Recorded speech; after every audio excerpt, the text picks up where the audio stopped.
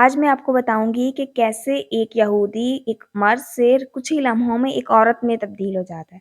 رسول پاک صلی اللہ علیہ وآلہ وسلم نے جب واقعہ معراج کا حال بیان کیا تو صحابہ نے ان کے حال پر لبیک کہا، لیکن کافروں نے ان کی نافرمانی کی اور ان کو جھوٹا کہا۔ ان کافروں میں ایک یہودی بھی تھا جس نے رسول پاک صلی اللہ علیہ وآلہ وسلم کی نافرمانی کی اور انہوں نے جھوٹا کہا۔ جب یہودی اس محفل سے نکل کر گھر گیا تو اسے بہت بھوک لگی ہوئی تھی۔ اس نے ایک مچھلی خریدی اور لا کر اپنی بیوی کو دی اور اسے کہا کہ اسے پکاؤ۔ یہ کہہ کر یہودی دریا میں نہانے کے لیے چلا گیا اور اس نے اپنے کپڑے اتار کر ایک جگہ پر رکھے اور دریا میں نہانے کے لیے غوطہ لگایا۔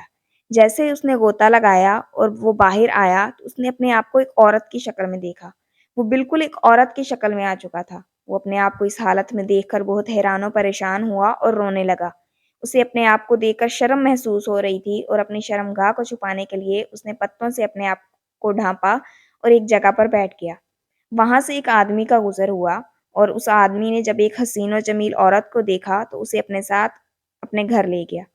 وہ یہودی بالکل عورت بن چکا تھا اور ایک عورت کی طرح زندگی گزارنے لگا۔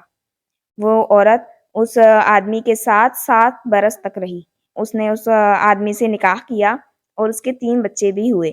ایک دن وہ عورت اپنے ہمسائیوں کی عورتوں کے ساتھ اسی دریا میں دوبارہ نہانے گئی۔ اس وقت وہ واقعہ بالکل بھول چکی تھی۔ اس نے اپنے کپڑے اتار کر ایک جگہ پر رکھے اور دریا میں غوطہ لگایا، اور جیسے ہی اس نے دریا میں غوطہ لگایا اور وہ باہر آئی تو وہ اپنی اصلی حالت میں آ چکی تھی۔ وہ اپنے آپ کو دیکھ کر بہت حیران و پریشان ہوئی اور وہی کپڑے اسی جگہ پر موجود تھے جو اس نے پہلے اتار کر رکھے تھے۔ تو اس نے اپنے کپڑے پہنے اور جلدی جلدی وہ یہودی گھر گیا اور جا کر اپنی بیوی کو دیکھتا ہے تو وہ حیران و پریشان ہو جاتا ہے کہ اس کی بیوی وہی کام کر رہی تھی جس حالت میں وہ اپنی بیوی کو چھوڑ کر گیا تھا، اور وہ جو مچھلی اپنی بیوی کو دے کر گیا تھا وہ ابھی تک زندہ تڑپ رہی تھی۔ وہ یہودی بہت حیران و پریشان ہوا۔ اس نے اپنی بیوی کو سارا حال بیان کیا تو اس کی بیوی نے اس کا یقین نہیں کیا، اور اس کی بیوی نے کہا کہ تم کیا بات کر رہے ہو، تم نے کوئی نشہ تو نہیں کیا؟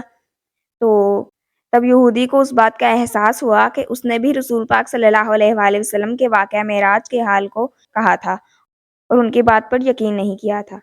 تو یہودی فوراً پریشانی کی حالت میں رسول پاک صلی اللہ علیہ وآلہ وسلم کی خدمت میں حاضر ہوا اور ان سے معافی مانگی اور انہیں سارا واقعہ بیان کیا۔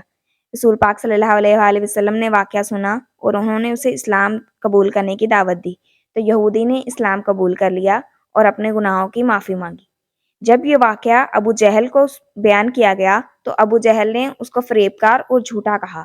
رسول پاک صلی اللہ علیہ وآلہ وسلم کو جب اس بات کا علم ہوا تو انہوں نے کہا کہ اللہ تعالیٰ جسے گمراہ کر دیتا ہے اسے کوئی بھی سیدھا رستہ نہیں دکھا سکتا، اور اللہ تعالیٰ جسے سیدھا رستہ دکھا دے اسے کوئی گمراہ نہیں کر سکتا۔ امید ہے آپ کو ویڈیو اچھی لگی ہوگی۔ مزید ویڈیوز دیکھنے کے لیے میرے چینل کو سبسکرائب کریں اور لائک کریں۔